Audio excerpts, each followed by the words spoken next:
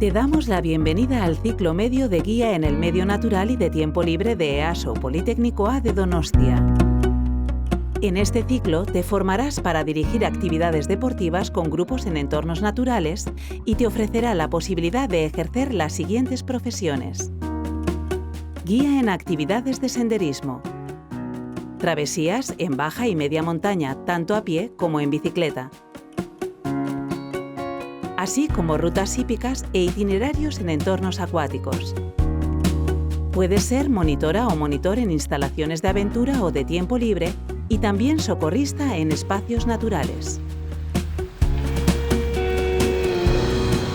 Los contenidos que se aprenden en el ciclo son prácticos, pero también tienen componentes teóricos.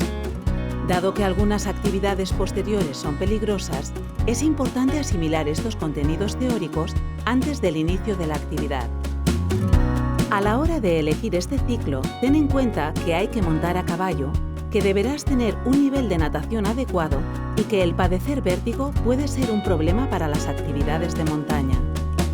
El profesorado cuenta con una dilatada experiencia y muchos años liderando el ciclo. Además de las instalaciones del centro, contamos con otros espacios como la hípica de Jaizubía, instalaciones deportivas de Anoeta, entornos marinos en Donostia y Hondarribia.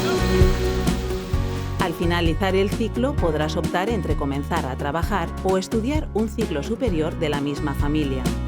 En EASO Politécnico A te ofrecemos dos ciclos de grado superior, el de Enseñanzas y Animación Sociodeportiva y el de Acondicionamiento Físico. Si te sientes a gusto en entornos naturales, si tienes capacidad de dirigir grupos, si eres responsable y autónomo, este es tu ciclo.